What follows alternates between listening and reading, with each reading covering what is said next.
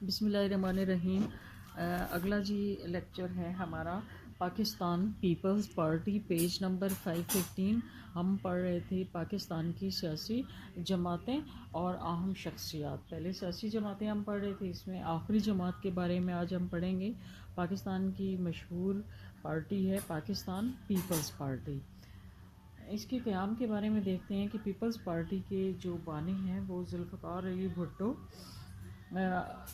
تھے، اور ذوالفقار علی بھٹو کے بارے میں آپ جانتے ہیں کہ وہ پیپلز پارٹی کے بانی اور اس کے رہنما تھے، اور یہ پیپلز پارٹی کے قیام سے پہلے انہوں نے سیاست میں قدم کس طرح سے رکھا، یہ ہم نے اس سے بہت پہلے میں نے آپ کو بتایا تھا کہ ان کے فادر جو تھے ان کا سیاست سے تعلق تھا، تو یہی چیز جو تھی وہ انہیں بھی وراثت میں شاید ملی تھی کہ پیشے کے لحاظ سے یہ وکیل تھے، اور پھر انہوں نے یہ کہیں پہ کسی کالج میں پروفیسر بنے، لیکن ان کا دل نہ تو پروفیسری میں لگا اور نہ ہی انہیں وکالت کرنے کا شوق ہوا، اور بالآخر وہ سیاست میں آ گئے۔ سب سے پہلے وہ ایوب خان کے دور حکومت میں وزیر خارجہ کی حیثیت سے آئے، اور اس کے بعد کیونکہ ہمارا ٹاپک الگ ہے تو آپ آگے دیکھتے ہیں کہ کیا ہوا۔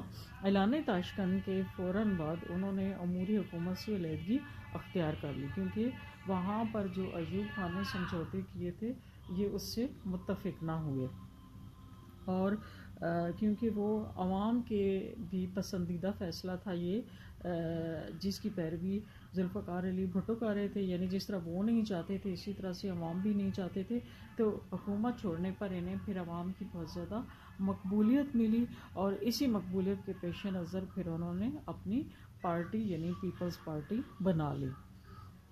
یہاں سے ہم دیکھ رہے تھے کہ جیسے انہوں نے حکومت سے علیحدگی اختیار کی تو 15 جون 1966 کو ایوب خان نے ان کا استعفیٰ منظور کر لیا۔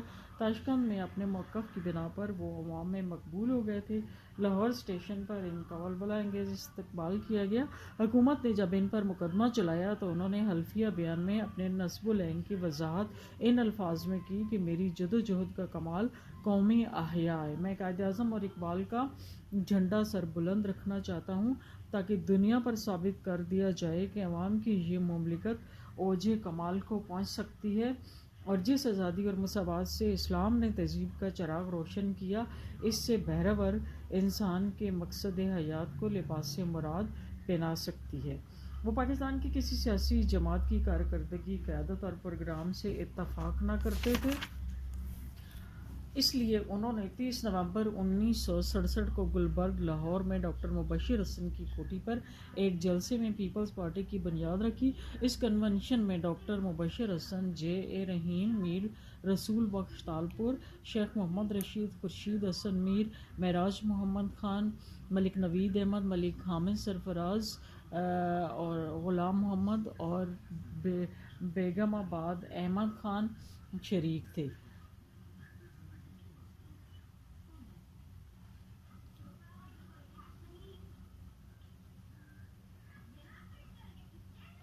ذوالفقار علی بھٹو کی جادو بھری شخصیت کے باوجود روایتی بڑے بڑے سیاستدانوں نے اس طرف توجہ نہ دی، البتہ نوجوانوں کے لیے اس میں بڑی کشش تھی اور وہ بڑی تعداد میں اس پارٹی میں شریک ہو گئے۔ سیاسی پروگرام: پیپلز پارٹی کا مقصد سوشلسٹ نظام کا قیام تھا۔ وہ عوام کو کاروبار حکومت میں شریک کرنے کی تمنا کرتی تھی۔ اس کا نعرہ روٹی کپڑا اور مکان تھا۔ اسلامی مساوات، بھاری صنعتوں اور جاگیروں کو قومیانے کا ارادہ رکھتی تھی۔ اس کی قوت کا سرچشمہ طالب علم، مزدور، کسان اور ضروریات زندگی سے محروم لوگ تھے۔ اس کا انقلابی انداز اور اقتصادی پروگرام اس پارٹی کی مقبولیت کا راز تھا، لہٰذا بہت تھوڑے ہی عرصے میں پیپلز پارٹی مقبول ہونے کے حوالے سے سب پارٹیوں کو پیچھے چھوڑ گئی۔ اس کی بڑھتی ہوئی مقبولیت سے فائدہ اٹھا کر موقع پرست عناصر، جاگیردار سیاستدان آہستہ آہستہ اس کی صفوں میں گھس آئے، جس سے پارٹی کی انقلابی روح مجروح ہوئی، اس کا ناخوشگوار رد عمل ہوا۔ 1970 کے انتخابات میں عام انتخابات میں پیپلز پارٹی نے مشرقی پاکستان سے کوئی امیدوار کھڑا نہ کیا. اس نے مغربی پاکستان کی 138 سیٹوں میں سے 119 امیدوار کھڑے کیے. ان میں سے 81 امیدوار کامیاب ہوئے. بعد میں خواتین وغیرہ کی سیٹوں کو ملا کر اس نے کل 88 نشستیں حاصل کی. پنجاب میں اس کو وفاق اسمبلی میں 62، سندھ میں 18، صوبہ سرحد میں 1 سیٹ ملی. صوبائی سطح پر اس کو پنجاب میں 113، سندھ میں 28 جو بعد میں 32 ہو گئیں. صوبہ سرحد میں 3 سیٹیں ملیں. صوبہ بلوچستان میں اس کا کوئی امیدوار کامیاب نہ ہو. اس طرح وہ پنجاب اور سندھ میں اکثریتی پارٹی بن گئی اور وہاں اس نے حکومت قائم کی. صوبہ سرحد اور بلوچستان میں وہ حکومت بنانے میں ناکام رہی. اتنی جلدی پیپلز پارٹی کی کامیابی کی بڑی وجہ یہ تھی کہ عوام پرانی قیادت سے مایوس ہو گئے تھے. پرانے سیاستدان ایک لمبے عرصے تک ملک پر حکومت کرتے رہے لیکن وہ کوئی بھی عوامی مسئلہ حل نہ کر سکے. پاکستان میں جمہوریت کی ناکامی اور مارشل لا کے نفاذ کے ذمہ دار بھی وہی تھے. لوگ وجوبی آمریت سے نالاں تھے. اس کے علاوہ دائیں بازو کی پارٹیوں کے درمیان اتحاد نہ تھا اور وہ خود بھی اندرونی طور پر انتشار کا شکار تھیں. پیپلز پارٹی کی کارکردگی کو اگر دیکھا جائے تو پیپلز پارٹی کی حکومت نے شکست کھائی ہوئی قوم میں خود اعتمادی بحال کی. دوسری اسلامی سربراہی کانفرنس لاہور میں منعقد کر کے قوم کو احساس دلایا کہ قومی المیہ کی اس گھڑی میں وہ تنہا نہیں ہیں. لیبیا کے صدر کرنل محمد قذافی نے لاہور کے ایک عظیم جلسہ میں وہ ولولہ انگیز تقریر کی جس نے عوام کے حوصلوں کو بہت سہارا دیا. بھارت نے پاکستان کے جن علاقوں پر قبضہ کیا تھا وہ واپس مل گئے. تمام جنگی قیدی واپس آ گئے. بنگلہ دیش 195 فوجی افسروں پر مقدمہ چلانا چاہتا تھا مگر وہ ایسا نہ کر سکا. اس نے ملک سے مارشل لا ہٹایا اور ملک کو ایک اسلامی اور جمہوری آئین دیا جو اب تک متفقہ قرار دیا جاتا ہے، یعنی 1973 کا آئین. آپ کو پتہ ہے نا ابھی تک وہی چل رہا ہے. انہوں نے غریبوں کو اوپر اٹھانے کی کوشش کی اور ان کے منہ میں زبان دے دی مطلب کہ اب وہ اپنے پرابلمز پر بولنا شروع ہو گئے. 1970 کے انتخابات سے پہلے ذوالفقار علی بھٹو نے ٹی وی پر قوم سے خطاب کرتے ہوئے یہ کہا کہ اسلام ہمارا مذہب اور ہمارے پاس بحرانوں پر قابو پانے کے لیے وسائل موجود ہیں. میں ووٹ حاصل کرنے کے لیے جھوٹے وعدے نہیں کر رہا. انہوں نے بہت سی اصلاحات کی لیکن عام آدمی کی زندگی کو کوئی انقلابی تبدیلی نہ آئی. آئین کو اس کی روح کے مطابق نہ چلایا گیا. کافی عرصہ تک ملک میں ہنگامی حالت نافذ رہی اور عوام بنیادی حقوق سے محروم رہے. مخالف اراکین کو ایوان سے باہر پھینکوا کر پارلیمنٹ کا وقار مجروح کیا گیا. پاکستان کی تاریخ میں سیاسی قتل کا پہلی بار سلسلہ شروع ہوا. صوبہ سرحد اور بلوچستان کی حکومتیں ختم ہو گئیں. پیپلز پارٹی کے اندر اختلافات نہ ہوئے اور نامزدگی سے کام چلایا گیا. پیپلز پارٹی کے اندر اختلافات ہوئے لیکن انتخابات نہ ہوئے اور نامزدگی سے کام چلایا گیا. پارٹی کے اراکین نے غیر قانونی طریقوں سے روپے اکٹھا کرنا شروع کیا. وزراء پر بھی رشوت ستانی کے الزام لگائے گئے. 1977 کے انتخابات میں ذوالفقار علی بھٹو کو اپنی مقبولیت اور اپنی حکومت کی کامیابیوں پر ناز تھا اور ان کا خیال تھا کہ پاکستان کا عام ووٹر ان پر جان چھڑکتا ہے. اس لیے انہوں نے وقت سے پہلے انتخابات کرانے کا فیصلہ کیا لیکن انہوں نے قومی اسمبلی کی 2 نشستوں میں سے 191 پر اپنے امیدوار کھڑے کی جن میں 155 کامیاب ہوئے.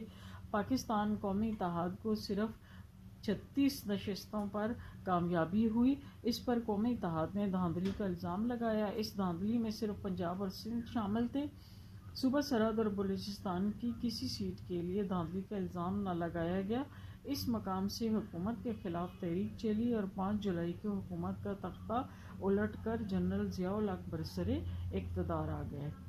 دور ابتلا کا مطلب ہے آزمائش کا دور. ذوالفقار علی بھٹو کی وفات کے بعد ان کی اہلیہ بیگم نصرت بھٹو پارٹی کی چیئرپرسن اور بیٹی بے نظیر شریک چیئرمین بن گئیں. جنرل ضیاء الحق پیپلز پارٹی کو اپنا ذاتی دشمن سمجھتے تھے. پیپلز پارٹی نے بھی جنرل ضیاء الحق سے ٹکر لی. اس سلسلے میں دونوں ماں بیٹیوں کو قید میں ڈال دیا گیا. وہ ملک سے باہر جانے پر مجبور ہو گئیں. پیپلز پارٹی کے کارکنوں کے ساتھ ظلم و تشدد کا سلوک ہوتا رہا. جنوری 1981 میں MRD بن گئی. جس پر پیپلز پارٹی کا غلبہ تھا۔ 24 اگست 1985 کو بے نظیر بھٹو وطن واپس آئیں تو کارکنوں اور عوام نے ان کا والہانہ استقبال کیا۔ حکومت نے گھبرا کر 5 دن بعد ان کو نظر بند کر دیا۔ نومبر میں وہ دوبارہ انگلستان چلی گئیں۔ 10 اپریل 1986 کو ان کی دوبارہ واپسی پر لاہور میں ان کا تاریخی استقبال ہوا۔ انہوں نے ملک بھر کا دورہ کیا اور ملکی سیاست میں ہلچل مچا دی۔ انہوں نے مڈ ٹرم الیکشن کے مطالبہ پر تحریک شروع کی جو کامیاب نہ ہوئی۔ پارٹی نے 1985 کے غیر جماعتی انتخابات کا بائیکاٹ کیا اور اس نے جنیجو حکومت پر تنقید نہیں کی۔ جنرل ضیاء کی وفات کے بعد اس نے کسی انتقامی جذبہ کا مظاہرہ نہ کیا۔ 1988 کے انتخابات میں پیپلز پارٹی نے بھرپور حصہ لیا۔ اس نے قومی اسمبلی سے 93 نشستیں حاصل کیں۔ پنجاب صوبائی اسمبلی میں اس نے 93، سندھ میں 67، سرحد میں 20، بلوچستان میں 0.3 سیٹیں حاصل کیں۔ 2 دسمبر کو بے نظیر بھٹو نے پاکستان کی پہلی خاتون وزیر اعظم کے عہدے کا حلف اٹھایا۔ ان کی وزارت مخلوق تھی۔ سندھ میں اس نے ایم کیو ایم کے ساتھ مل کر وزارت بنائی۔ سرحد میں مخلوط وزارت بنی۔ البتہ پنجاب میں اسلامی جمہوری اتحاد کی حکومت تھی جس کے وزیر اعلیٰ میاں محمد نواز شریف تھے۔ بلوچستان میں پیپلز پارٹی حکومت میں شامل نہ تھی۔